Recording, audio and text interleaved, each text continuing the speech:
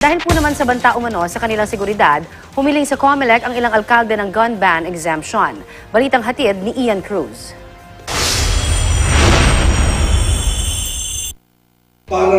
Bisita si COMELEC Chairman Andres Bautista sa Special General Assembly ng League of Cities of the Philippines o LCP sa Tagaytay City. Nagdemo ang COMELEC sa mga city mayor ng bagong vote counting machines na gagamitin sa eleksyon 2016. Lumahok sa isang mock election ng mga city mayor mula sa Luzon, Visayas at Mindanao para subukan ang makina. Wala namang naging aberya. Nang matapos ang demo, bukod sa tanong sa VCM, natanong din si Chairman Bautista ukol sa seguridad ng mga alkalde ngayong eleksyon. Bakit hindi rin daw bigyan ng gun ban exemption ang mga alkalde maging ng security detail? Isa sa mga nagpusisa, isang Zamboanga City Mayor Beng Climaco na noong 2013 ay nilusob ng Moro National Liberation Front ang syudad.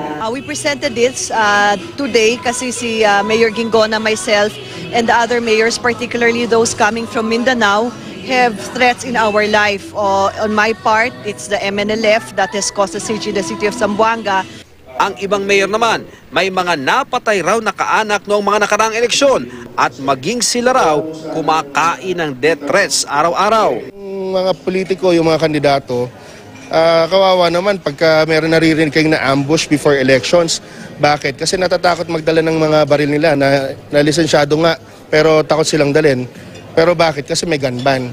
Kaya naman ang National President ng Liga agad idinaan sa botohan ng pag-aproba ng resolusyon para humiling sa COMELEC ng gun ban exemption at security detail para sa mga alkalde. Yung mga mayors, yung mga city mayors or even yung mga municipal mayors directly involved sa mga tao sa baba. Grassroots talaga ito. So ay napagkasunduan ng mga mayors ng cities ng buong Pilipinas na gumawa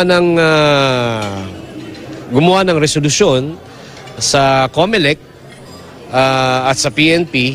Mapupunta sa Committee on the Ban of Firearms ang resolusyon ng LCP ayon sa COMELEC Resolution 10,015. Ilan sa mga pinapayagang magdala ng baril tuwing election period ay ang presidente, vice-presidente, mga senador at mga kongresista na hindi kandidato. Positibo naman si Bautista na maaaring mapagbigyan ng hiling ng mga mayor pero daraan daw ito sa COMELEC Anbang. Paparating ko doon nga sa chairman ko ng aming committee o gun ban si Commissioner Calpareño yung mga panuhal. Pero parang I don't see why kung binibigyan yung members of Congress at governor, bakit ang city mayor hindi? Ian Cruz, GMA News.